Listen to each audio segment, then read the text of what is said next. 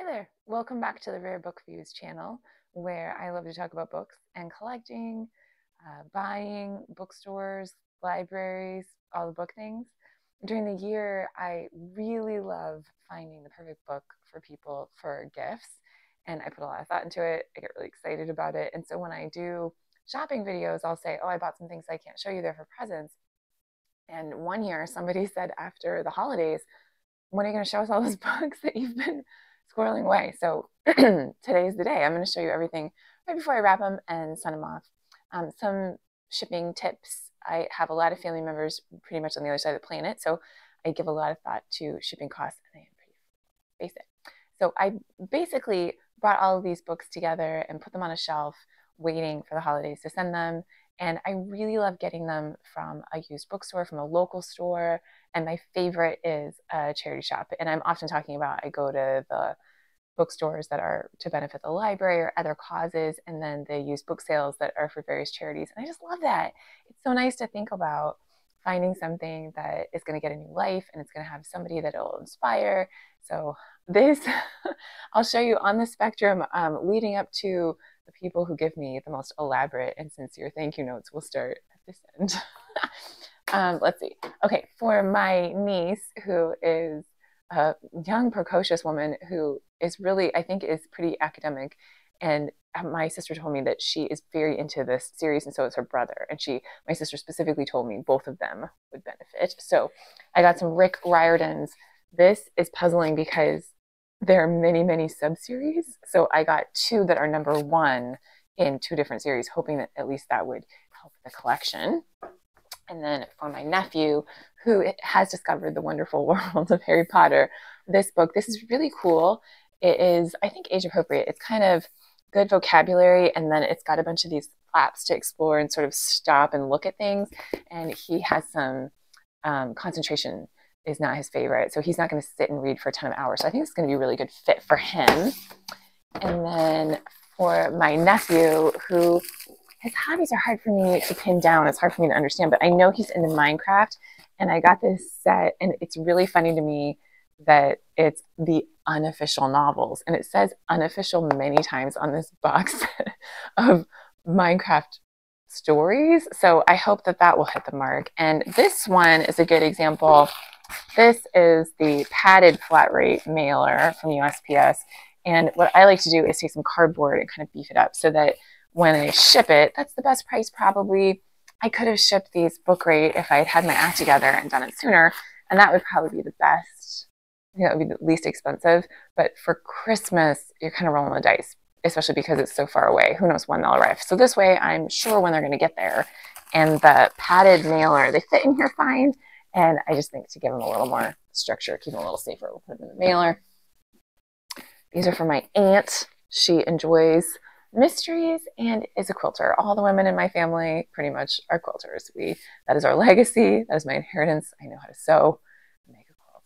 So this author has some really good books about sewing and quilting. And there was an interesting puzzling situation recently. I sent a box to my cousin, my mom's cousin, her also cousin, my aunt.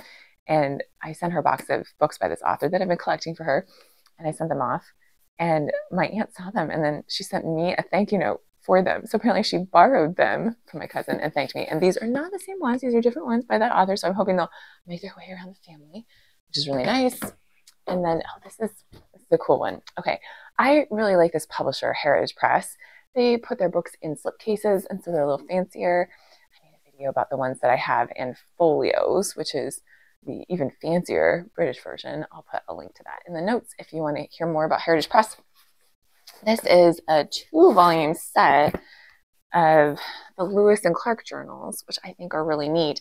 And my stepmother took a sabbatical at some point in her career to study Lewis and Clark, and she and my dad have done part of the retracing the steps of their journey across the country. So I think this will be really good. It's a very nice gift quality, and they are giant. So I'm putting them in the medium flat rate mailer. And I will tell you, I made this mistake once. This says flat rate box on it, and they've changed the dimensions at some point. And somehow I got my hands on some of these that didn't say flat rate. They were just USPS boxes, which is doesn't do us any good. I don't want to pay regular rate. These are really easy to get though. On the USPS site, you can request these for free and there's no shipping charge. So they'll just bring them to your house.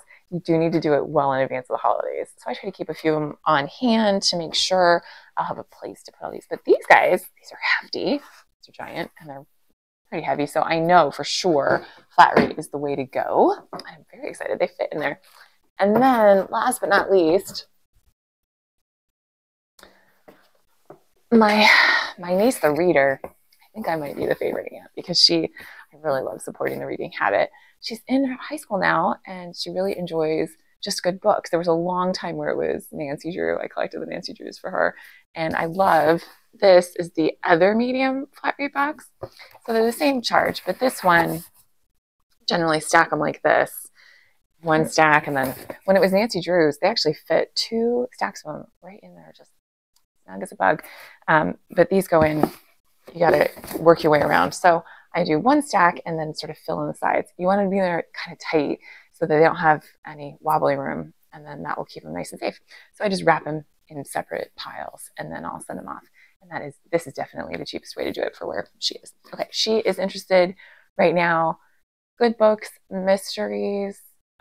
England is on her minds, and she's in high school. So I got this really pretty edition of Jane Austen. Look at sort of Art Deco. This is an interesting one because it just says on the copyright page, it just says manufactured in the United States of America. And that's it. There's no year, nothing. Carlton House is the publisher, and I think they mean the House of Publishing of Carlton. And it has a really odd logo. It looks almost like it must be in the Caribbean or something, but it's not. It's American. So I don't know. But this is Pride and Prejudice and Sense and Sensibility. So the big ones. And I thought that was cool. These are fun. The Known World, really good. Excellent. A novel. The Woman Who Smashed Codes. This is fantastic. There was a really great Nova special about based partly on this book, and it is just wonderful. It's a really interesting story, and this is one of those women of history that have almost been lost to time because we really thought the achievements were other people got credit, and we know now that Elizabeth Friedman really played a big role in these things. So it's extremely well researched and really cool. So I think she'll like that.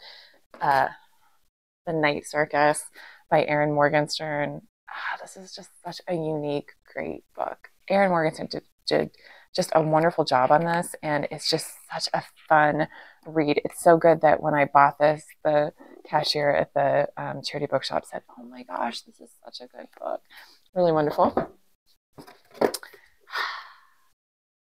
Mr. Churchill's Secretary by Susan Elia MacNeil.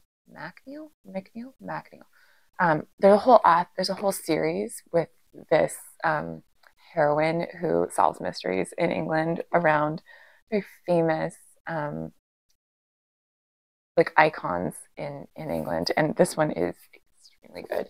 So a mystery and England. Laura Morelli, The Last Masterpiece. I like Laura Morelli a lot. Her stuff is really good historical research. You really feel like you're there. This stuff probably happened. Like you feel convinced this was actual real history that you were reading. The Timeless Cat. I think teenage girl should read this book. I Captured the Cat Castle by Dodie Smith. This one has a quote from J.K. Rowling, and it really is just so. This is one of those books that I read when I was young, and it makes me remember just getting so excited to have a great book. So I'm excited about that one. And then last but not least, the autobiography of Agatha Christie. This is wonderful. Agatha Christie, what a wonderful life. She's so cool. I don't know why somehow I did not read her books. I read her autobiography. I saw her play The Mousetrap in England, which is wonderful. And I had other sort of about Agatha's, and then I started reading her books, and now I love them. So now I need all of them. And of course I need them to be vintage. But I'm hoping that my niece will enjoy reading what Agatha had to say about herself. Very interesting for her time. I feel she's really pushing the envelope of what people expected women to do, the spaces that she was allowed in, the things that she could do. and sort of her relationships and how those things evolved. So I don't want to give anything away. She had a fascinating life. Okay, so those are the presents that I'm about to wrap all these guys up, get them all labeled. I like to use the USPS website to prepay for everything and then just have them picked up from my porch. But it is going to take, it's like wrapping them twice because you have to wrap everything and then get on the site and print the label for them and then arrange for the pickup, and hopefully I'll get that all done because we're just a couple weeks away. It's time to get everything in the mail because the holidays are coming. So it's been really fun telling you about sort of going through them all, looking at all the treasures that I found for people. Let me know what you think. Do I need to keep telling you about the presents that I'm buying for people after the fact? I will do it. And I just thank you to everybody who has subscribed or commented. It makes my day. It's so fun to hear from other book people about what they're reading and looking for. So thank you to everybody who's been doing that, and happy reading.